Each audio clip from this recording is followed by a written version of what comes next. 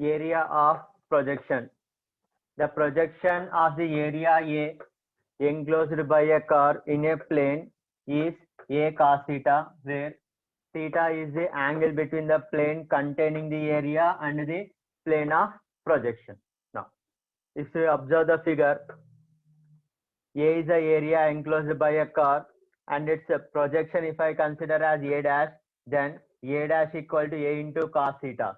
Now, so to calculate the projection, divide the area enclosed by a curve into smaller rectangles such that one side of the rectangle PS must be parallel to the line of intersection of the two planes, and another side PQ will be perpendicular to the line of intersection of the planes. Now let us take P dash, Q dash, R dash, S dash is the projection of the rectangle PQRS. Then area of P dash, Q dash, R dash, S dash will be P dash S dash into P dash Q dash, but P dash S dash is same as PS, but P dash Q dash equal to PQ cos theta. It forms a right angle triangle, so P dash Q dash equal to PQ cos theta. Now when I take areas of all these rectangles, then this area will be A into cos theta.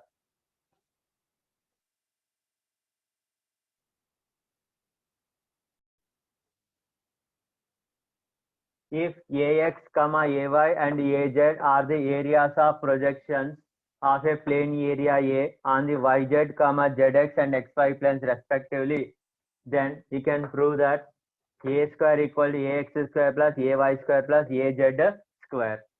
Now, so let L, M, N be the direction cosines of normal to the plane area A, and direction cosines of normal to the YZ plane is x-axis, whose direction cosines are 1, 0, 0. So angle between the planes is theta. If I consider angle between the normal vectors also will be same. So cos theta equal L into 1 plus M into 0 plus N into 0, which is equal to L. Now because AX is the area of projection of the area A in the YZ plane, so AX equal to A cos theta from the previous concept, which is same as A into L. Similarly, AY, that is projection of the area A on ZX plane, equal to A into M, and projection of the area A on XY plane is A into N.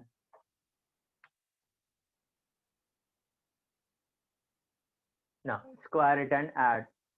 So A square equal to AX square plus AY square plus AZ square. So if the plane in interceptor form x by A plus y by B plus z by C equal to 1 meets the coordinate axis at A, B and C, then we can prove that area of triangle ABC A square equal to area of triangle OAB whole square plus area of triangle OBC whole square plus area of triangle OAC whole square. So we can calculate area of triangle ABC as half modulus of AB bar cross AC bar, and each area of triangle also can calculate because they are right angle triangles, half AB, half BC, half CA. Then you can prove that A equal to root of A square B square plus B square C square plus C square A square.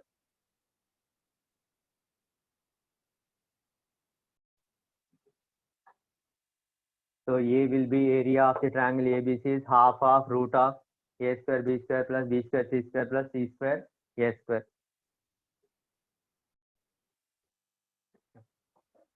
Shortest distance between skew lines using the planes concept. Now, previously we have done skew lines in straight lines. Now, the skew lines are two lines neither parallel nor intersecting, lie in different planes. Now, so let L1 be the line and L2 be the another line, which are skew lines. Now, how to calculate the shortest distance between the skew lines? Let us consider P1 is the plane containing line 1 and parallel to line 2, and P2 is the plane containing line 2 and parallel to line 1. Then the distance between the planes P1 and P2, they will be parallel to each other. Then that becomes the shortest distance between the skew lines.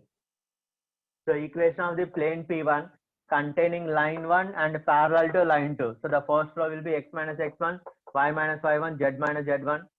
Second row, L1, M1, N1, third row, L2, M2, N2 equal to 0. So equation of the plane containing line 2 and parallel to line 1. First row, x minus x2, y minus y2, z minus z2, second row, L2, M2, M2, third row, L1, M1, N1, determinant equal to 0. So we need to calculate distance between these parallel planes.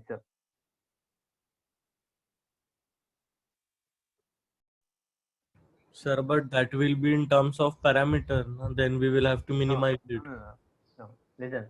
We are Specific so point the getting. another method for calculating the shortest distance, instead of calculating the two planes, if we calculate one plane and calculate the perpendicular distance, that is equation of the plane containing line 2 and parallel to line 1, that is if we calculate plane 2, then take a specific point on the line 1, that means x1, y1, z1 or any one of the specific point on line 1 and calculate the perpendicular distance, that itself will be same as the shortest distance between the skew lines.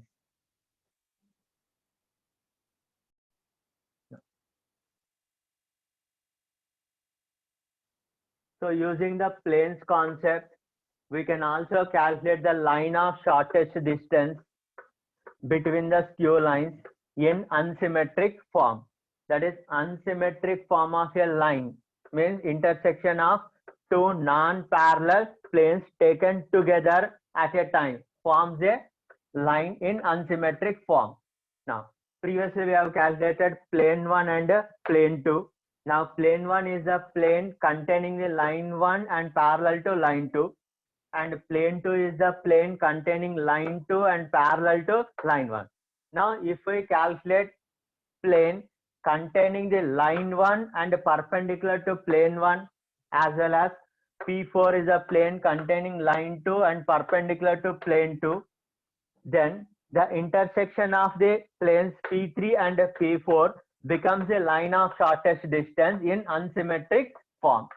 That is P3 equal to 0 equal to P4, the usual notation of representing unsymmetric form of a line. Intersection of three planes such that no two planes neither parallel nor coincident. Let us take equation of the planes as a1x plus b1y plus c1z plus d1 equal 0, a2x plus b2y plus c2z plus d2 equal 0, a3x plus b3y plus c3z plus d3 equal to 0. So when I consider three planes, you can have three cases. One case is the three planes intersect in a point. Another case is three planes intersect in a straight line. And third case is there won't be any point of intersection of the three planes like a prism.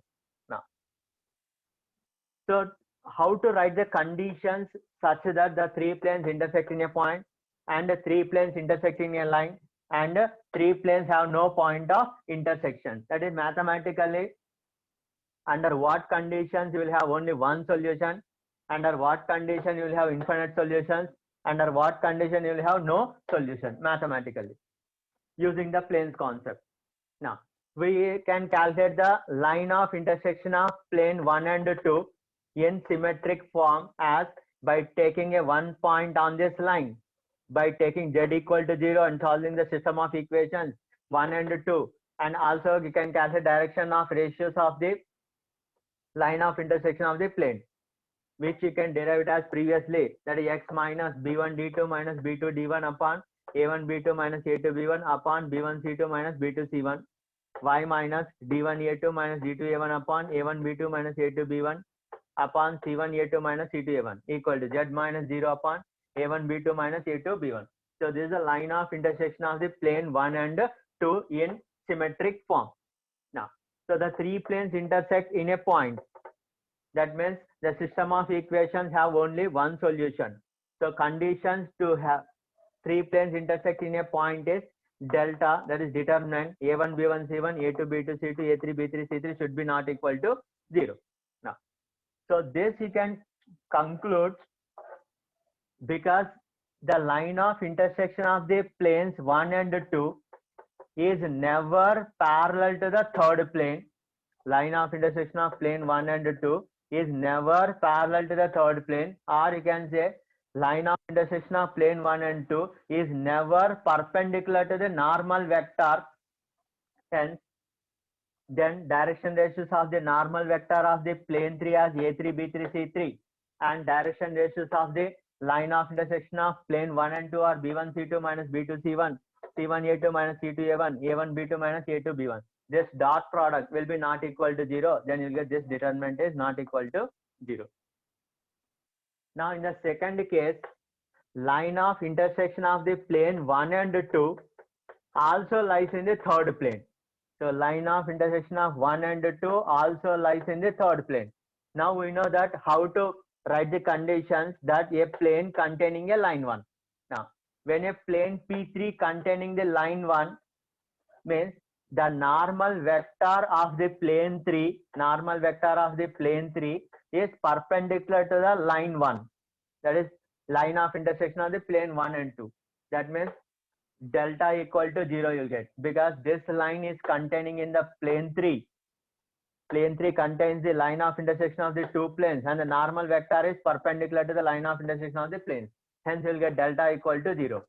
And if we substitute this point, specific point on the line of intersection of the two planes should satisfy the equation of the plane 3, then you'll get one of them will be equal to 0. Similarly, instead of putting the z coordinate 0, even we can fix y coordinate 0 or z coordinate 0 and calculate the specific point on the line of intersection of the two planes and substitute in the equation of the third plane. Then we can find the remaining. That means delta equal to 0 as well as delta x equal to delta y equal to delta z equal to 0. Now in the third case, if the three planes do not have any point of intersection, then the system of equations have no solution.